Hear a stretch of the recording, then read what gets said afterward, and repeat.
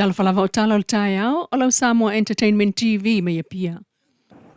Ua whaangasolo ai nei wha amsinonga mata upu tau palo tai muli nuu. Mōli mawole tangi a tai ori i seu tai malelangi su nia fiti ai masu. O le tu malo vai monga tolu. O le tangi lo ia tua ia ilfai pule manu malo lo na tu malo. Mai le palo tala i titi. E fionga lau timu ia wele seva ai i whainga whaala atua po kempeni. Na tātou mai ta wina le ngau ngau potu wha amsino. I le tai au ana nafi e o ana i le awauli. Vanga nai. Le fai pule malona faltua, le isi tu. Ai o le isi tu le fionga tai o le iseu malona faltua. Ma le vasenga o tu stala, ai o malo le malo na tiute ai totonu. Peita e o fafo mai o pota whamsino, sa tu mutu mo i tangata o le itu malo, mo i tu whamasino umailua. O le moli maulona lua tai o le iseu, o le sunga Gabriel tapu manaia. Na ia taul whamsinonga, o lona ia lava manatu na o ia, o le whaato sina le ngā yoinga, a le fionga lau timu ia na fai. Ilana mai tau ua leva ai le aluatu ia lau timu ia e watu ni tupe, ai ua aluatu awa o lo lomal palota. E manatu Gabriel o le mea le nai tau o le whaato sina, na ia whailo fo il whaamsinonga, e tolo isi sui tau vāna o atu mua mua, ma whai ala tau fōla sanga, ai le ini tupe na avatua malatou, vānga na ai lava lau timu ia. Na ia tau fo il whaamsinonga il taimina ia lau timu ia ilo latou ainga, sa ia whaailoa tu lava, e sa le whaato sina. Mai sa talo sanga atu e tapea la tau telefoni. E lima se lau tala le tupe, na ia avatu molo na pui a inga, ma whai eile tufatufanga sa ma waila na se fulu tala. O le mata upu le awai mangatolu na toe whaawau i le tau le lua, mōli maua le tutangi. Ai na tali mau pea lava fo i mōli maua le tuta te e alau timu ia i whafo mai. O le whamasinonga. Walua i nei whamasinonga o mata upu tau palota ua whaawa wai. Pei fo ona whaatali ai le mata upo le tu malo whaleali le tasi. E se mai le palota la i titi a le tu malo sa whatalua. Le umwhanga solo fo ona le stala. Mo lana palota la i titi se taimia le o toe mamau. O le tua i ai o le whaipule o le tu malo vai monga tolu i whainga whaala atua. O lo o whaatalia le moni malele ai. O nā tua inga i le taimia tula i ai mo li mau o le whaipule. Ma au mai le whai unga ale whamasinonga o palota. A fionga i whamasino Justice Roma. Ma Justice Kerslek. I nisi o tala, o le masina fowa iu lailo na sofa, e tau nuai leisi va aswau u i matautu. Pei ta ia silia mal masina e whaonga ai le sapalai swau u olo o totoe, talu mai le asan nafi le asu se fulo yuni.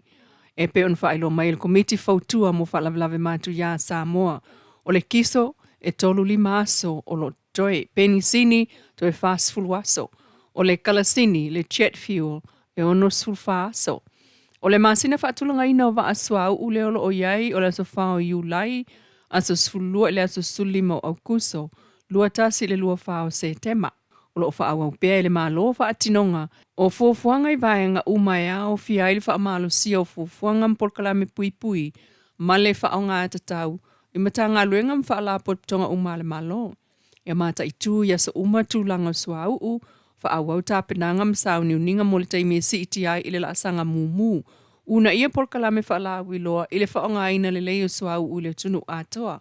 Peitai, ua tal sanga mwhau tua le mamalu le tunu. I pisanisi ma whaala poptonga uma. Whaonga mal whaitete ma le tatau ngā ruenga e mo miai le swau u i ngā ruenga whaatino ya sa uma. Ia langlango ina polkalame whaalawi loa le malo mo le whaonga ina le lei. Ma le whaonga tatau swau.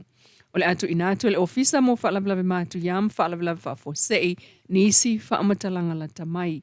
Ai mo la sanga la numoli mo nisi whaamatalanga so tai le ofisa o le tolu lua fitu lima iva fitu po le emaili dmosamoa@gmail.com. O whainga whaiva whaasoli tu la fono ia tu vasa o lo tato tu langi le Pasifika e au fiaima Samoa le o whaailoa mai le malo whalani ua ose whaamatau. Ona ule ngata ina tupu whai ngā whaiva whaasoli tu la fono, ai ua whaawala mai ei fo'i ma le whiawea ina whala au whaasā, ai o awhianga o le sami mai o taota. Ma o lata ua apa mai ei ngā lue whaatasi ma le mtanga ruenga o whaatu anga whai ngā whaiva Samoa, ma awai atu iei le sunga wa a reupena, e malanga ta amilo, i le waalele whalani i lunga ane o Sami o Pasifika, o se vaenga o le Tui Moana Maritime Civilians Fisheries Control Operation for the Forum Fisheries Agency, Pol FFA, Ale fono atu motu le Pasifika o le taamilusanga na amata le sofa le solua lua o me le masina nte nei mai ta itausanga mawhaia mo le se fulu atu no o lo tatu itulangi au fiai ma Samoa. Il famtalanga fala wa itele mai le official au mpasa falani Samoa e tele ni ngā ruenga sa whaatino ile na misiona e malo te tele wha iai Australia, New Zealand, falani ma Amerika o lo whapaanga ma atu motu e langolango ina le fono le au whai po le Foreign Fisheries Agencies le FFA. Ai ole awai o le sunga reu pena il tamisanga lea e nate mata itui foi fōlinga o Sami o Samoa. O ngā ruenga whaawawia o lo li patia mai ai falani le whaatuputupula ia pe o whainga whaasoli tu la fono ia tu vasa o le Pasifika e pe o whainga whaiva o le whaawala mai ai o fuala au whaasaina ma fianga o Sami mai o tahota. E amatai lea so na ngā lua le fionga lala toa Rosella Pali i le itu o le whaamsinonga mawalunga. Le umane ai o na whaatauto le aso lulu ananafi le aso se fulu o Yuni. O le whaatautonga le na whai el moto le ofiso le au malo tu to tansi o Samoa. Le fionga tuim le li whanawa ale to so ala uvile lua i vai lele. Ma awai atu iai se vai ngau whaamsino le whaamsinonga mawalunga ma le whaamsinonga o whanua maswafa. Sa amata mailinga lue whaamsino le fionga lala toa.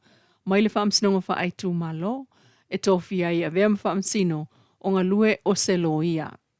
O talanau tai au, tulilo mai lau ili linga i tala i vai whanua lau Samoa Entertainment TV le fiafi.